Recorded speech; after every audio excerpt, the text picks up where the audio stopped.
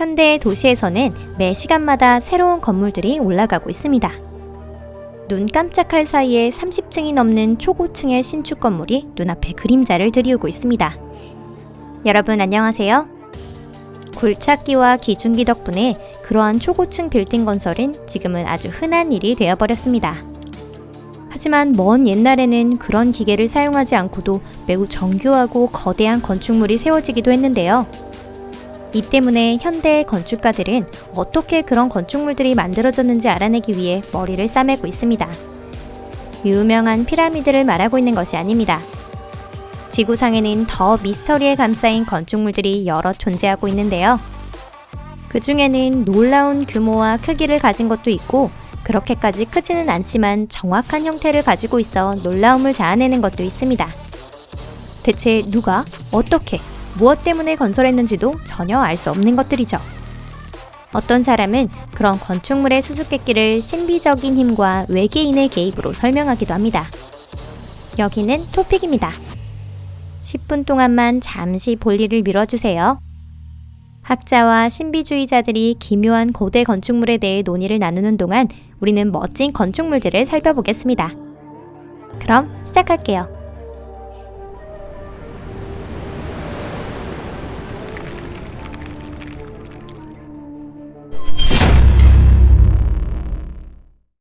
도무스 데 야나스, 이탈리아. 이탈리아의 사르데냐 섬에는 요정이 살고 있었습니다. 믿기지 않으신다고요? 그럼 그들의 집을 한번 살펴보세요. 이 동화 같은 석조 주택들은 도무스 데 야나스라고 불립니다. 주거지는 다양한 거대 바위를 사용해 만들어졌기 때문에 문이 반원 형태이거나 창문이 네모 반듯한 등 저마다 특징이 있습니다. 이런 집이 만들어진 것은 기원전 2000년부터 4000년 사이로 이곳에서 같은 집이 2500채 이상 나왔다고 하는데요. 그 시대에 이런 집을 만드는 것은 많은 숙련과 노력을 요하는 일이었을 것입니다. 어쨌든 고대인들이 이렇게 열심히 집을 만든 것까지는 납득이 가능하다고 쳐도 한 가지 문제가 있습니다. 바로 집의 크기입니다. 이 집들은 너무 작아서 보통 키를 가진 사람이 안으로 들어가려면 몸을 구부려야만 합니다. 또 내부의 벽은 복잡한 기하학 무늬와 마법적 상징으로 장식되어 있으며 열지 못하도록 가짜 문이 새겨진 부분도 있습니다. 무엇 때문에 이런 특이한 건물이 만들어졌을까요? 이 요정의 집은 먼 옛날부터 섬에 거주하는 사람들의 무덤이었습니다. 뿐만 아니라 마법 의식을 하는 장소이기도 했는데요. 각각의 건물에는 특별한 자국이 있는데 그곳은 조상에게 바치는 공물을 두거나 꿈속에서 사망자와 접촉하기 위해서 잠을 자는 곳이었습니다. 현재는 관광객들이 그러한 구덩이에 행운을 빌며 동전을 넣어두고 있다네요. 단지평원, 라오스.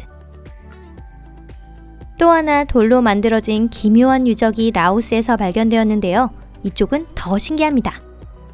넓은 평원에 수천 개의 커다란 돌 항아리가 놓여 있습니다. 이러한 항아리는 그 크기가 높이 1m에서 3.5m까지 다양하며 약 2000년 전에 만들어진 것으로 밝혀졌습니다. 이 역시 대체 누가, 무엇 때문에 만든 걸까요? 한 전설에 따르면 과거 이곳에는 거인이 살고 있었는데 이 돌항아리에서 물을 퍼다 마셨다고 합니다. 다른 전설에 의하면 적에게 승리한 고대의 황제가 항아리를 만들어 위주로 채울 것을 명령했고 주민 전원에게 국가의 번영을 위해 마시도록 했다는 것입니다. 반면 학자의 설은 조금 다른데요. 항아리를 만든 것은 동남아에 거주하던 전혀 알려지지 않은 민족이라고 합니다. 그들은 이 단지를 뼈나 빗물을 저장하는 용기로 사용했다고 하네요. 그레이트 짐바브웨 유적, 짐바브웨. 아프리카의 국가 짐바브웨에는 국명의 유래가 된 고대 건축물이 있습니다. 이 건물은 그레이트 짐바브웨 유적이라고 불리는데요. 우리나라 말로 돌로 만든 집 또는 사원이라는 뜻입니다. 수천 년 전 쇼나족이 이곳에 장차 상업, 종교의 주요 중심지가 될 도시를 만들었습니다. 면적은 730헥타르로 번성기엔 약 1만 5천 명이 이곳에 살고 있었다고 하는데요. 가난한 자들은 초가 오두막에 살고 부자는 높이 11m, 폭 5m의 큰 벽으로 둘러싸인 전용 석조집에 살고 있었답니다. 하지만 가장 주목할 만한 점은 이 건물을 만든 방법입니다. 잘 갈려진 똑같은 모양의 모노리스가 접착제도 없이 그냥 쌓여 있을 뿐입니다. 대체 무슨 말도 안 되는 소리인가 라고 생각하시는 분들도 많으실 겁니다.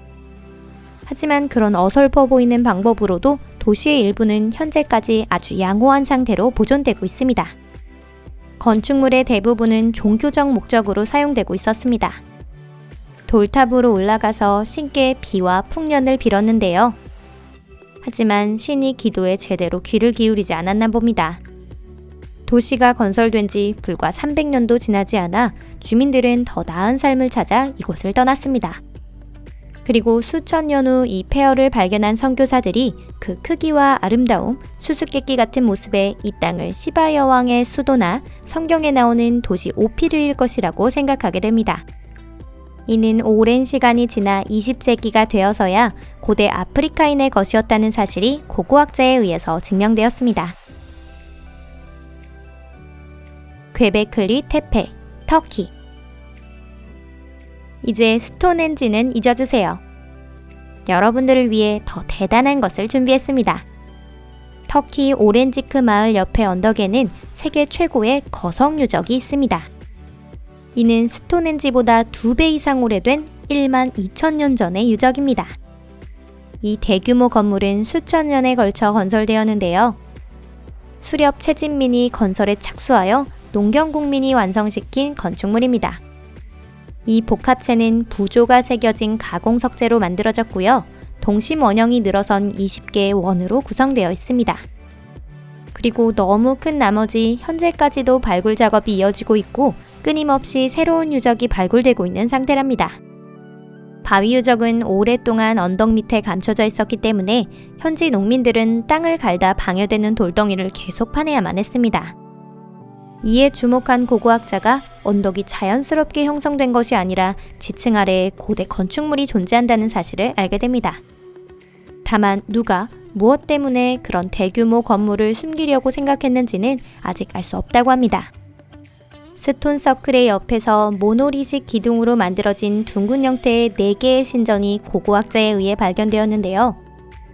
신전 내부는 벽을 따라 석조 벤치, 여우와 멧돼지 동상이 놓여 있었습니다. 그 외에 화살촉이나 제물이 된 동물의 뼈도 발견되었습니다. 지구 물리학의 연구 데이터에 따르면 언덕의 지하에는 이 같은 16개의 건축물이 발굴을 기다리고 있다고 합니다. 이로 인해 이 복합체 전체가 종교 건축물이라는 사실을 알 수 있게 되었는데요.